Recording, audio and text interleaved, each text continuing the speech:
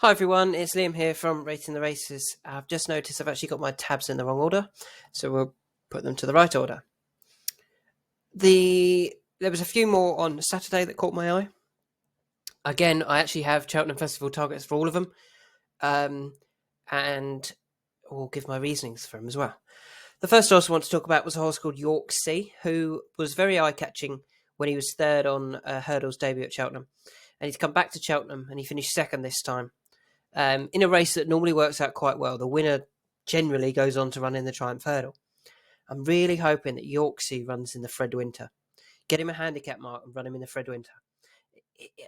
The fact that he's finished third and second in these races at Cheltenham just suggests to me he's not quite Grade 1 company. I can't see him winning a Fred Winter off the back of not winning one of his first two races over at Cheltenham. So if they try and aim for something big next time, a real Fred Winter trial, Triumph Hurdle trial, and finish third or fourth again, I think he'll be perfect for the Fred Winter. Hopefully he won't get too high a mark. But again, he's caught my eye. He caught my eye the first day. He's caught my eye again the second day. And hopefully the Fred Winter is the target, not the Triumph Hurdle. I thought the winner on Saturday got first run on Yorksea, and I'm hoping a lot of people ignored Yorksea in second. The next horse I want to talk about, we'll talk about the winner of the race first, was 3 under through 5, who, as you can see, he's been brilliant for connections. What's that? 9 wins from 11 runs. No, 9 wins from 12 runs. Fantastic servant for them already. The way he won at Doncaster really suggests that step up and trip again. The National Hunt Challenge at Cheltenham will be his target. They did actually do that with Keeper Hill. Keeper Hill won the Grade 2 at Doncaster before going on to run in the what was the 4-mile race then. It's now only 3 miles 6. Surely that's where they go with 3 under through 5. But the horse that could be interesting, really interesting from that race was Emerton. He finished third. Now, he's not going to be winning graded races. He's not good enough for Grade 1, Grade 2 company. But he does have a good Cheltenham run to his name.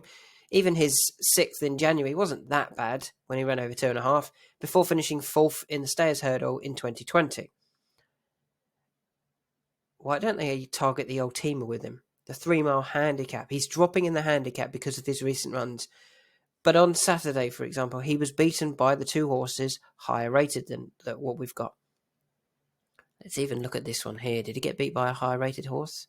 It's on our ratings. So I really trust our ratings. If they get the order right, the form normally works out quite well. So 3 under through 5 beat Fantastic Cass with Emerton in third.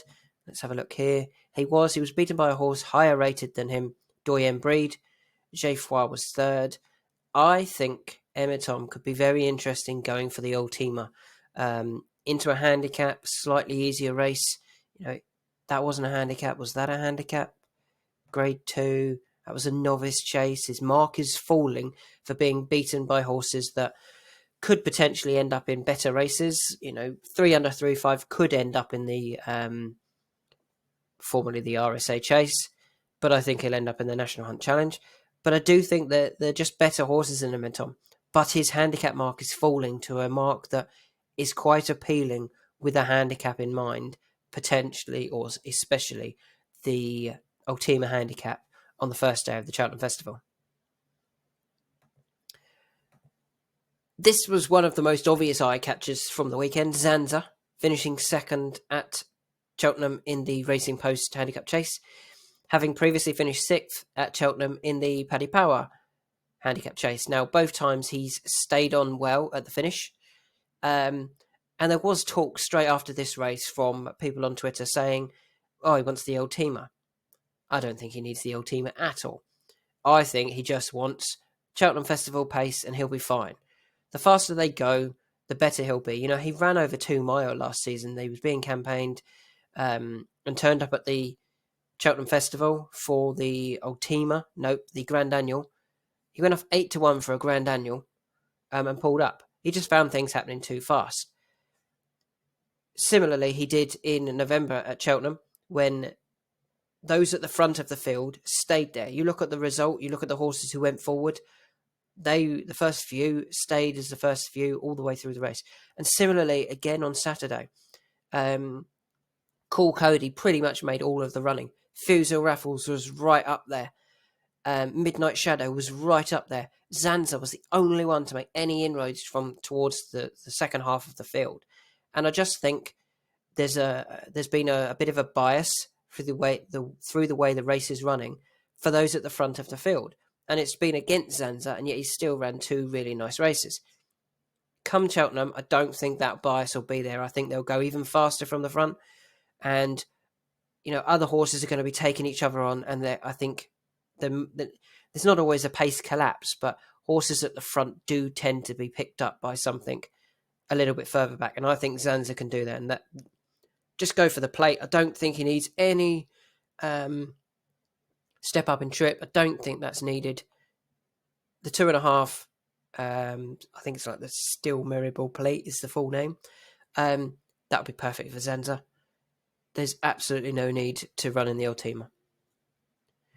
The final horse I want to talk about is Chittabello. Now, I highlighted Chittabello before the race after he ran a good race for 5th at Newbury, staying on strongly at the finish again. And again at Hereford, he's done a very similar race. I thought the jockey just let him drop back a little bit too easily with about a mile to run and didn't really get after him. I didn't feel there was much of an effort to close on those horses in front. Even coming into the straight, he didn't make a great shape at the last. Still thought he was going to get up for at least 3rd because he was absolutely flying. But I don't think the jockey was either didn't want to put it all in because they were going, gently with Chittabello, or the jockey wasn't strong enough in the finish. Now, I highlighted him before the race, and I got a reply from one of the owners. And I said, good luck to Dan Skelton and Marmobet with Chittabello. And Marmobet replied with, thanks, pal. It's been slowly with him, so won't be disappointed if he just steps forward from the last day. That doesn't scream, we are there to win. That's not in their plan at all, in my opinion. I don't think they were trying to win that race. And think there's another big race in Chittabello. He's obviously going to drop in the handicap for that run. And we know he can run well at Cheltenham. He's a county hurdle winner. But nowadays he wants a bit further. Coral Cup.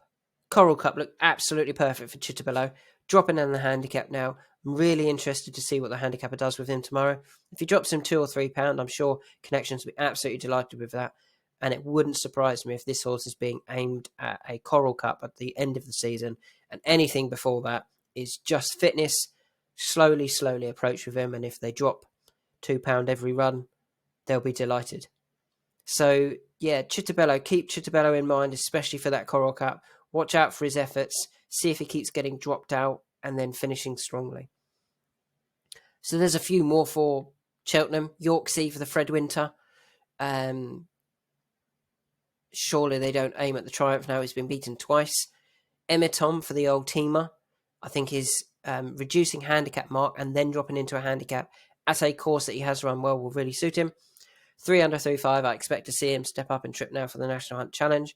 Zanza, there is no need to step up and trip. A faster pace at the Cheltenham Festival will suit. And Chittabello for the Coral Cup, I think he's being carefully campaigned with that race in mind. So there's my thoughts for Friday and Saturday. As I said in the earlier video, I will be doing my analysis of the handicap marks tomorrow. Some of these will come up if they get dropped as hoped. They will come up in the handicap changes, but also hopefully there'll be a few others that I hadn't initially flagged up in these couple of videos. Thanks for listening and hope you all have a fantastic week.